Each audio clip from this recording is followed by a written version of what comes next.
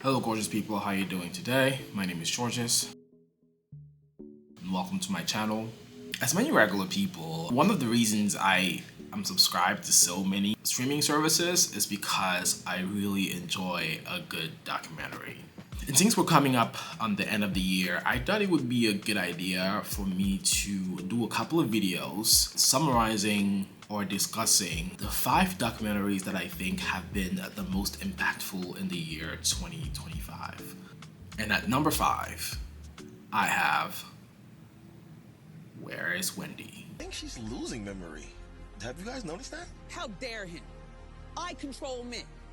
Anybody could look at her and tell this is not just alcohol. There's something more.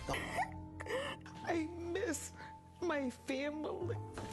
Now, I don't think there is any documentary in the year 2024 that has felt as intrusive or even devastating and yet so thoroughly entertaining as the Wendy Williams documentary. This documentary was filled with a roller coaster of emotion, from sadness to pity to anger, but it also had a socio-cultural aspect. It led to a lot of very interesting discussions about mental competence and about privacy, about conservatorships or guardianships, and really about like the way in which our financial and legal system can impact a private citizen's life.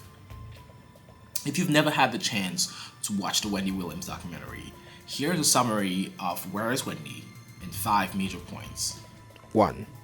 The series traces Wendy's rise to fame as a bold, unapologetic voice in radio and daytime television, highlighting how she built an empire with her candid and often controversial take on celebrity gossip and pop culture. 2. The documentary delves deeper into Wendy's battle with Graves' disease, which affected her ability to continue her show. It explores how her health challenges intersected with her professional responsibilities. 3. Viewers are taken inside her tumultuous personal life, particularly her highly publicized divorce with Ken Hunter. The documentary reveals the emotional toll of her ex-husband's infidelity and the birth of a child outside their marriage, which forced Wendy to confront difficult decisions about her future. 4. The series discusses Wendy's health issues in depth and her prolonged absences from her show. The series also examines the periods of uncertainty around her career and her attempts to make a comeback after the show officially ended. 5. And probably most importantly, the documentary discusses Wendy's life after her show ended, focusing on alcohol use, her cognitive issues, and her legal battle to control her own wealth. I have no money, and I'm going to tell you something. If it happens to me, it could happen to you. So that was a quick summary of the Wendy Williams documentary, Where is Wendy? From alcohol use to complex family relationships to financial battles, and also an illogical financial and legal system that only seems to serve itself. There were many times throughout this documentary where I felt the documentary was almost intrusive or exploitative. Although it led to some interesting conversations about mental competence, privacy, and about the way in which we carry pop culture discourse or gossip really, I'm still hesitant to decide whether or not this documentary had a net positive impact on our culture. We even had people saying that Wendy Williams deserved what was happening to her. But did she? Does anyone really deserve that?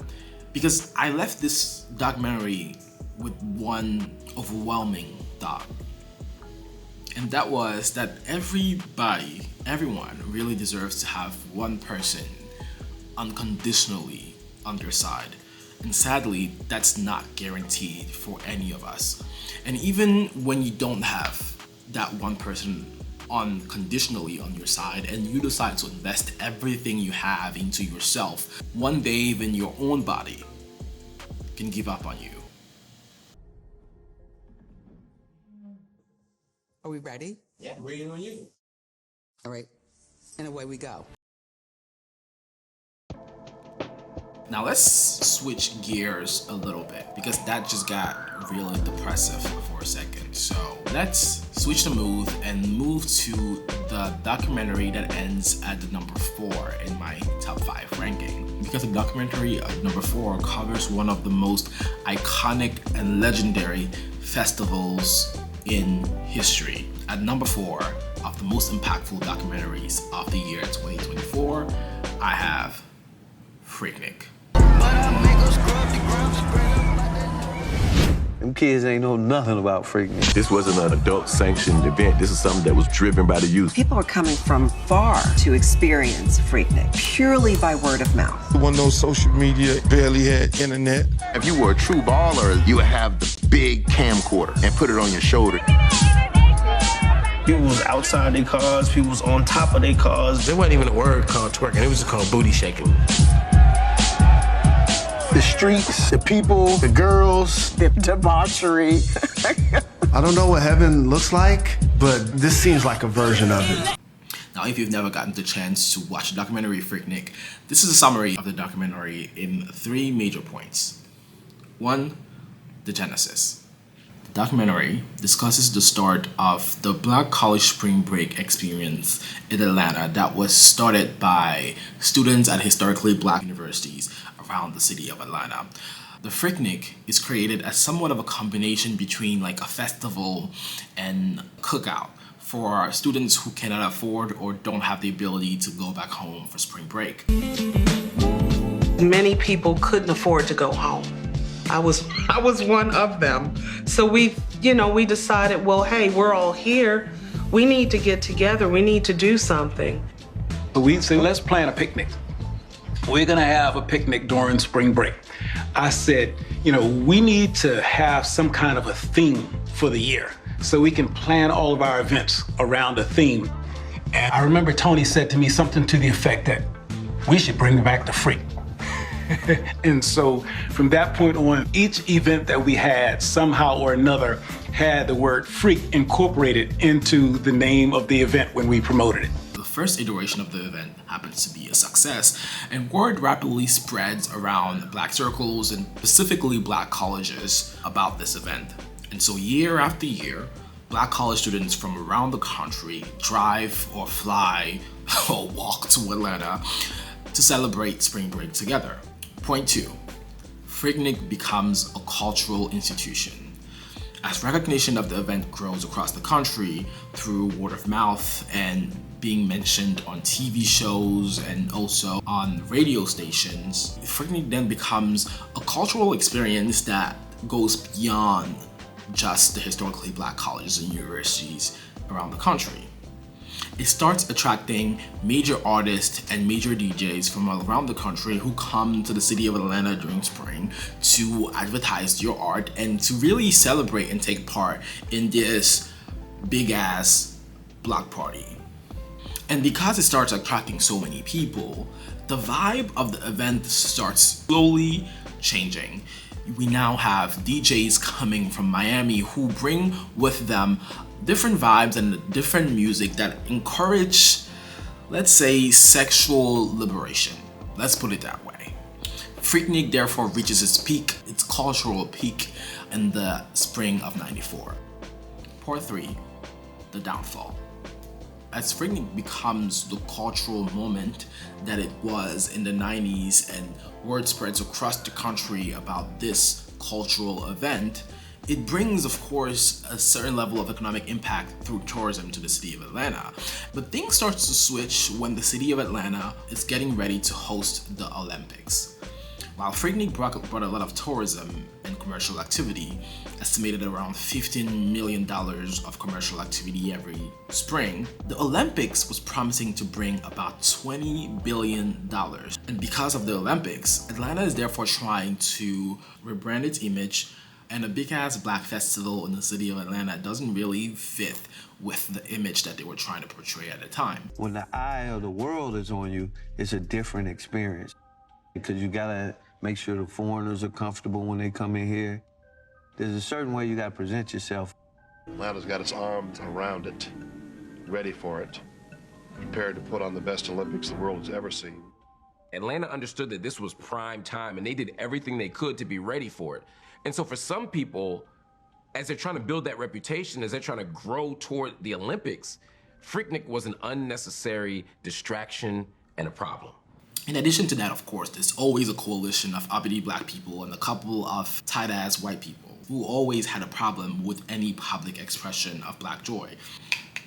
And therefore, this coalition get together and are successful at convincing the city to not only push the festival really far out of town, but put so many constraints around it that the festival or the event, Freaknik, is essentially erased.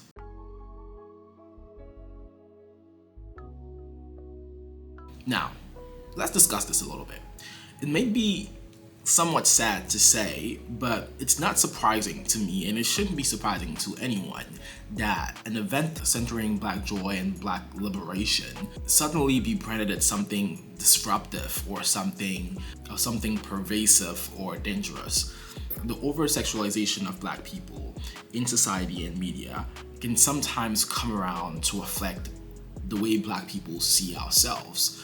Because you have to remember that the people who ended up erasing Freaknik completely, the people who led the city of Atlanta at the time, were mostly black. While the documentary frames the end of Freaknik through events that happened in the late 90s, that's the Olympics coming in and a couple of allegations or investigations around assaults that were happening during that festival, it is clear to me that a negative branding or the over-sexualization of that festival would also happen today. Because the reality is nobody would truly bat an eye or clutch their pearls when we're discussing Lollapalooza or Coachella or whatever spring break event white people throw in Miami. But when it comes to events centering black people, people always find a way to have something to say about it, and we use whatever argument they can find to justify your negative feelings toward any form of black celebration and black liberation.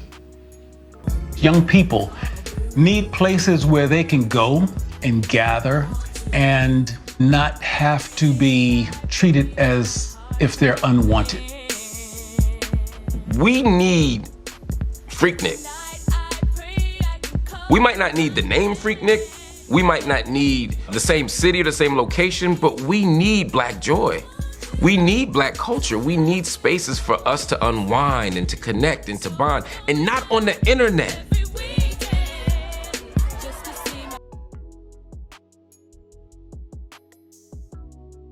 Yeah, and that's it for me today.